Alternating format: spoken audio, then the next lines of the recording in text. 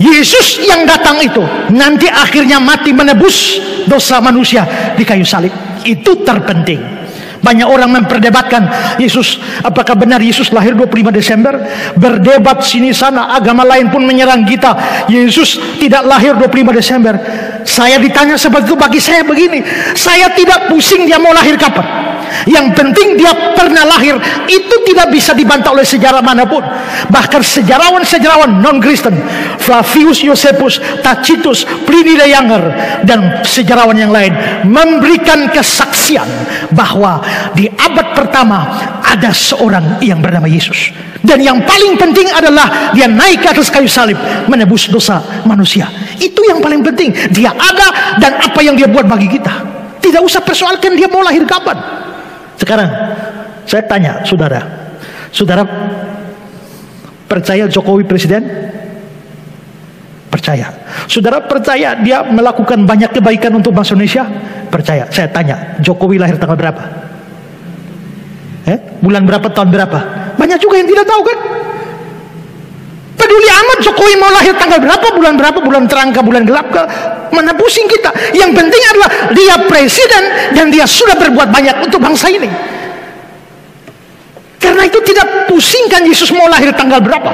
Yang penting dia sudah lahir dan apa yang sudah dia buat bagi kita, karya keimamannya yang menyatukan manusia dengan Allah.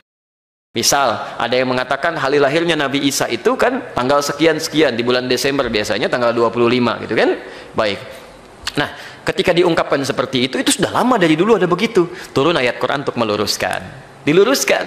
Kata siapa tanggal sekian kan? Turun isyarat-isyarat disebutkan kapan lahirnya. Kalau Desember itu musim apa? Musim dingin, musim hujan, Pak ya. Baik, musim hujan kalau di kita ya. Baik, tapi kan Nabi Isa lahirnya bukan di sini. Ya, Nabi Isa lahirnya di mana? Halo? Di Palestina, baik ya? Baik, disebut Bethlehem itu Baitul Lahm. Ya, tempat daging disebutkannya. Tapi jangan terlalu berlebihan juga ya. Ada yang menyebutkan di kandang domba dan sebagainya. Saya Allahu a'lam, itu jangan terlalu berlebihan. Tapi nggak nyambung juga lahir di kandang domba tapi dirayakan dengan pohon pinus, kan nggak nyambung ya. Baik. Tapi kita jangan terlalu jauh lah ya, jangan terlalu jauh. Perhatikan kalimatnya. Ini beliau ketika disebutkan bulan Desember tanggal 25, ini kita membahas dari segi ilmiah ya. Jangan mengecilkan keyakinan umat lain. Kita hanya membahas tentang argumentasi ilmiah. Jadi kalau nanti ada dipersoalkan, kita berdiskusi secara ilmiah. Jangan marah gitu kan. Tapi kita berdiskusi dengan ilmiah, karena kita kan umat ilmiah, umat berilmu, dan diharapkan bisa berkembang intelektualitas kehidupan kita. Jadi silahkan kita diskusi dalam kebaikan tanpa harus mengecilkan satu dengan yang lainnya. Baik, perhatikan kalimatnya. Quran surah 19 Maryam, dari ayat 22, 23 sampai 26, dari posisi paling kiri sebelah bawah sampai paling kanan sebelah atas. Ya. Baik, sudah ada ayatnya? Sampai ke fa'aja'ahul makhad sampai wahuzzi ilaiki bijiz'in nakhlati. Ketika ibunda Nabi Isa itu Maria disebutnya, kan lisan orang-orang yang lain, merasakan kandungan yang sudah semakin berat, lelah ya, sampai mengatakan ya Allah, kan kalau saya meninggal sekarang pun saya ikhlas ya Allah, wa kuntu nasyan mansiya, kemudian saya dilupakan aja gitu kan, sampai tidak harus seperti ini.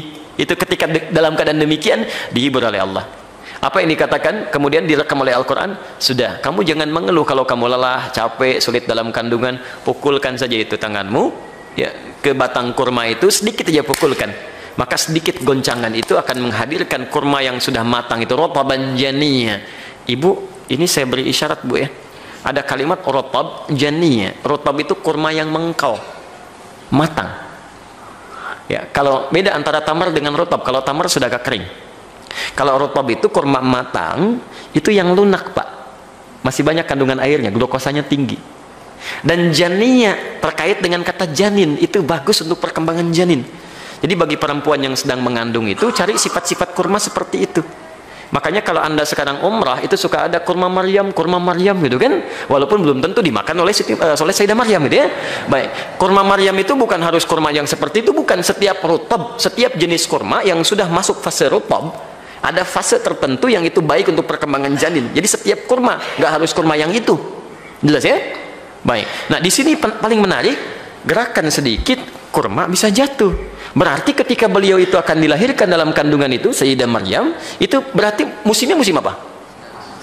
Kurma itu tidak mungkin tumbuh di musim dingin. Gak mungkin. Mustahil itu. Mustahil. Pasti di musim panas. Puncak panas itu ya sekitar Juli sampai Oktober di Timur Tengah. Saya tinggal di 5 negara di Timur Tengah. Itu selalu Juli sampai Oktober. Itu puncaknya. Dan kurma paling enak itu memang saat panas. Saat sedang panas-panasnya luar biasa, cepat matang, mengkel, itu paling nikmat tuh kalau makan kurma itu. Enak gitu Pak. Ya, nggak percaya silahkan, ya. Itu nikmatnya luar biasa. Jadi di sini kalimat Quran ingin menyampaikan bagaimana orang bisa datang. Ya, logika sederhana aja ya, ke satu tempat. Kan kandang domba sekarang dengan kandang domba dulu, kalaupun dibenarkan itu kan beda situasinya. Bagaimana musim dingin puncaknya Desember sangat dingin luar biasa, tiba-tiba bisa sendirian keluar, itu pakai apa sendirian? Pasti merasakan kedinginan, berbahaya bagi kandungan. Mustahil orang bisa melahirkan dalam musim dingin yang sangat pekat, tiba-tiba sendirian datang ke kandang domba gitu kan dan sebagainya, itu mustahil. Itu dari segi ilmiah saja. Jelas ya? Nah, jadi di sini Nabi Isa pun sudah mengatakan isyarat-isyaratnya. Tapi yang paling penting, musaddiqal lima baina yadayya minat Taurat, saya ingin menegaskan kembali dan meluruskan ajaran Taurat yang dulu pernah disimpangkan di masa saya, wa mubasysyiran birasulin ya'ti min ba'di ismuhu Ahmad, dan saya kasih kabar gembira, di Nabi Isa saja 600 tahun sebelum kelahiran Nabi Muhammad SAW sudah merasa gembira dengan kedatangan Nabi Muhammad padahal belum pernah lihat, dan menebarkan kabar gembira itu kepada umatnya. Saya kan tadi katakan, ada orang gembira, wajar kalau dalam kandungan, sampai dengan melahirkan, ini belum datang, sudah gembira. Ya, jadi ini menunjukkan ada keistimewaan Nabi Muhammad SAW dari nabi-nabi sebelumnya. Nabi Musa itu tidak pernah menyampaikan kabar gembira dengan kedatangan Nabi Isa. Silahkan cek. Ya, tidak juga Nabi Daud, tidak Nabi Sulaiman. Padahal Daud dengan Sulaiman itu bapak dengan anak. Ya, Yakub anaknya Yusuf. Yakub punya anak namanya Yusuf. Yakub anaknya adalah Yusuf, gitu kan? Baik, tapi ketika Nabi Yusuf itu kemudian tumbuh menjadi nabi, itu nggak disampaikan kabarnya bahkan kepada saudara-saudaranya. Minta dirahasiakan. Silahkan cek ya di surah Yusuf itu.